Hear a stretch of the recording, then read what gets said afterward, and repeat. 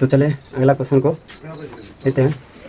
तो अगला क्वेश्चन जो है इस पर बेलन पर आधारित क्वेश्चन है, क्षेत्रफल और आयतन पर आधारित क्वेश्चन है, और इसको कैसे हल करना है इसके बारे में मैं जानता जो है ना बता रहा हूँ। और ये देखें, ये क्वेश्चन इस तरह से, जैसे यहाँ पर बेलन के बारे में बताया, बाकी अदरवाइज बहुत ऐसे क्वेश्चन आ सकते हैं क्षेत्रफल के ही आधारित और आयतन के आधारित। तो उस क्वेश्चन को कैसे सॉल्व करेंगे, पहले सबसे पहले प्रश्न को समझना जरूरी होता है। जब हम प्रश्न को नहीं समझ पाएंगे तो कोई जो है ना हिसाब हल नहीं हो पाएगा, इसलिए प्रश्न को समझना अति आवश्यक है। तो चले हम जानते हैं कि कहा गया कि लकड़ी के एक ठोस बेलन के प्रत्येक सिरे पर एक अर्धगोला खोदकर एक वस्तु बनाया जाता है। यदि बेलन की ऊंचाई 10 सेंटीमीटर और बेलन के आधार की त्रिज्या 3.5 सेंटीमीटर हो तो बचे हुए ठोस का पृष्ठीय क्षेत्रफल ज्ञात करना है। चले हम जानते हैं कि इसमें जो कहा गया एक बेलन है, सबसे पहले जो कहा गया उसको पहले लिखते हैं। तो ये रहा बेलन, और इस बेलन का जो है बताया गया दोनों तरफ से खोखला मतलब खोद कर, इधर से भी खोदा गया अंदर गोला मतलब अर्धगोले के जैसा ही, समझ रहे ना, इधर से भी खोदा गया। जो चीज़ कहा गया पहले उसको समझ ले और उसको चित्र बना ले ताकि जो है हिसाब बनाने में आसान हो। यहाँ पर क्या कहा गया, प्रत्येक सिरे क्या हो सिरा, इसमें 2 ही सिरा, और दोनों सिरा पर जो है ना कहा गया कि अर्धगोला जो है ना काटा गया, खोदा गया और खोद कर उसमें से निकाल दिया गया। अब यहाँ पर ये जानना है, कि इसको हल करें कैसे, क्या कह रहा और क्या चीज निकालेंगे। यहाँ पर आयतन, पृष्ठीय क्षेत्रफल और आयतन ज्ञात करने के लिए, कहने का मतलब ये जो खोदा गया इसमें से तो कुछ लकड़ी निकल गया, लकड़ी ना है, लकड़ी के जो जैसे उखड़ी बनाते हैं तो उसमें से खोद कर निकालते हैं ना, तो इसमें से दोनों पार्ट से जो है ना लकड़ी को निकाल दिया तो पृष्ठ बन गया, वो धसा हुआ पृष्ठ बन गया ना।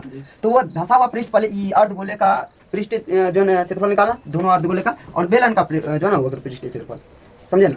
तो ये यदि निकल जाएगा और उसको दोनों में जोड़ देंगे, दोनों को जोड़ देंगे, यानी कि अर्धगोले का पृष्ठीय क्षेत्रफल और ये बेलन का वक्र पृष्ठीय क्षेत्रफल, दोनों को जोड़ देंगे तो ये पूरा पृष्ठीय क्षेत्रफल निकल जाएगा। तो चले हम जानते हैं बेलन का, अब बचे हुए बेलन का क्षेत्रफल ज्ञात करना है। सबसे पहले क्षेत्रफल ज्ञात करना, तब उसके बाद आयतन ज्ञात करना। चले जानते हैं। तो इसमें क्या करें, आयतन क्षेत्रफल निकालना। चले यहाँ देखते हैं बेलन का बचे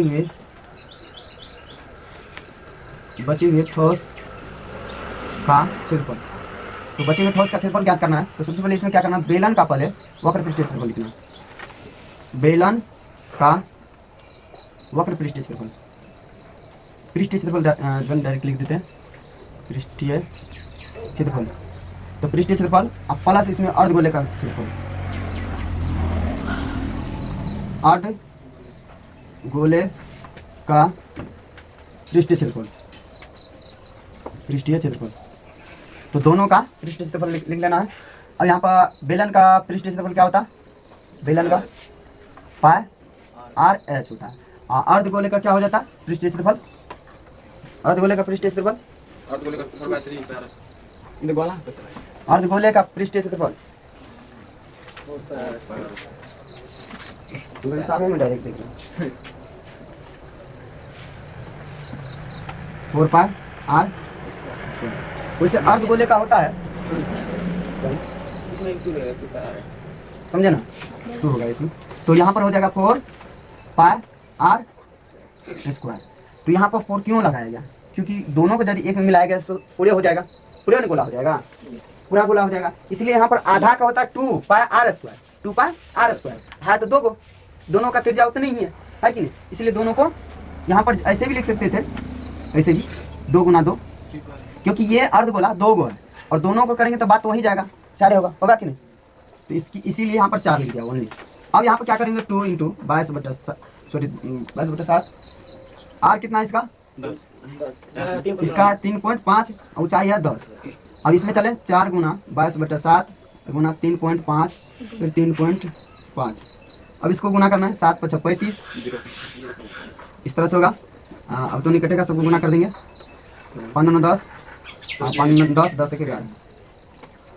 फॉर्मूला गलती है, अर्धगोले का पृष्ठ क्षेत्रफल है 3 पाई आर स्क्वायर। तो अभी हम क्या बोल रहे हैं, हाँ बोल, ये वाला गोले का पृष्ठ कुल रहे हो तुमको लगेगा अर्धगोला है ना, और कुल तो कहां है अर्धगोला, गोले का पृष्ठ से बोली सब बोलते हैं, यही गोले का बोला, हम अर्धगोले का। तो वही तो हम बोले अभी, आधा का होता है 2 पाई आर स्क्वायर, 2 का है तो 4 पाई आर स्क्वायर, दोनों आधा को जोड़ेंगे तो ये को सोसा नहीं हो जाएगा, पूरा हो जाएगा कि अभी समझे। हाँ चले हम 2 3 4 दोनों, तो यहाँ पर हो जाएगा 10 गुना 2 20 हो गया। अब यहाँ पर हो गया, इसमें 7 × 5 = 35, यहाँ पर भी कटेगा, इसको गुना कर दें, 5 × 2 = 10, 5 × 2 = 10, 1 × 11, इस तरह से होगा। अब यहाँ पर क्या करें, इसमें जो है ना गुना करेंगे तो 11 × 2 = 22, जीरो मतलब दशमलव का जीरो बाद जीरो रहता है, कोई मान नहीं होता। यहाँ पर चले, इसको गुना कर, इसमें भी कोई ना जरूर नहीं है, अगर तो 44 होगा और गुना 3.5। अब इसको गुना कर दें, 4 × 5 = 20, 4 × 3 = 12, 12 13 14, इस तरह से होगा, 154 होगा, 154 होगा। तो यहाँ पर हो जाएगा 220 + 154, तो कितना हो जाएगा, 4 5 2 7 2 1 3, इतना हो चुका है। देखिए नहीं समझे, ये रहा इसका पृष्ठीय क्षेत्रफल। अब निकालना है इसका आयतन, आयतन भी निकालना है, जैसे कि देखेंगे, समझे कि नहीं, इसको उतार ले इसी की जगह पर, फिर आयतन भी बना देंगे, ठीक है ना। या तो आयतन दूसरा जगह यहाँ पर बनाते हैं, ये भी होगा। तो बेलन का कुल आयतन ज्ञात करना है।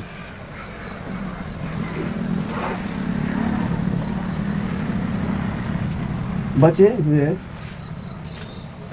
हुए ठोस का आयतन।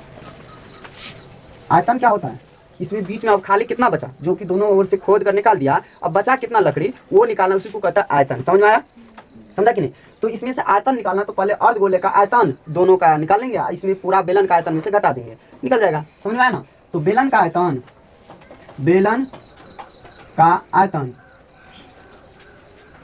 आयतन अब प्लस अर्धगोले का आयतन, अर्धगोले का आयतन, तो दोनों का आयतन ज्ञात करना है।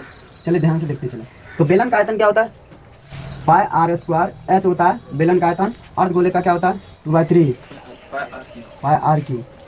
और यहाँ पर डबल है अर्धगोला, तो यहाँ पर डबल लिखेंगे 2, समझे कि नहीं, समझे ना, इस तरह से लिखना पड़ेगा। तो यहाँ पर क्या करेंगे, अब यहाँ पर घटाना है 22/7 गुना r कितना था 3.5 और 3.5, h कितना है 10 है, और प्लस यहाँ पर 2 गुना 2/3 22/7 r कितना हो गया, r 3.5 × 3.5 × 3.5, इस तरह से हुआ। अब इसको गुना करेंगे 7 × 5 = 35, फिर सबको गुना करेंगे 15 10 15 10 10 1 11, गुना यहाँ पर इससे इसमें कर देंगे गुना, तो इस तरह से होगा।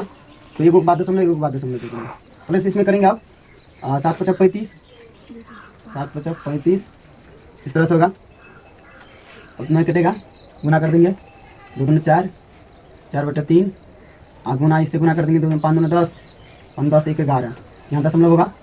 यहाँ पर 3.5 × 3.5 कितना होता है वो कर दें, तो 3.5 क्या होता है, 3.5 3.5 5 25 3 3 9 5 15 29 9 3 12 25 होगा, लेकिन पॉइंट बचाया जाएगा 12.25 होगा, इस तरह से। तो 11 गुना, पहले इसमें गुना कर देते हैं, 11 × 5 = 55, 11 × 33 33 5 38, यहाँ पर आप गुना करेंगे कितना हुआ था 4/3 गुना 11 12.25, इस तरह से। अब इसको गुना करेंगे, इसमें कितना हो जाएगा वो देख लेते हैं। तो 11 × 5 = 55,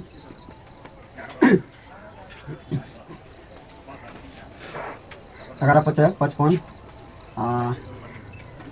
11 2 22 22 5 27, 11 2 22 23 24, 11 के 11 12 13, इस तरह से होगा। 2 बाद दशमलव है यहाँ पर दे देंगे। अब क्या करें, इसमें गुना करेंगे, फिर 4 से गुना करेंगे, 4 × 5 = 20, 7 × 28 29 30 बचा 3, 4 × 16 17 18 19, यहाँ पर हो गया 4 × 12 13, 4 × 4 4 1 5/3। अब क्या करें, यहाँ पर पहले इसमें भागा दे दें, उसके बाद जोड़ देंगे। 3 का 3 3 7 21 3 8 24 3 9 27, बच गया 2, 2 के बाद दशमलव था, तो बच गया 2, 3 छक 18, 3 छक 18, ऐसे ही चलते रहेगा। यहाँ पर क्या करें, जोड़ देंगे। 9 9 5 14, 8 7 15, 15 1 16, 3 1 4, 4 1 5, कितना है? कोई नहीं बोला, इधर बता दी। जोड़ने की जगह को घटाना था तो जोड़ दिया, सगरे लास्ट में क्या जोड़ा, यहाँ घटाना था, समझे कि नहीं, घटाना है। इसको घटा देंगे तो कितना हो जाएगा,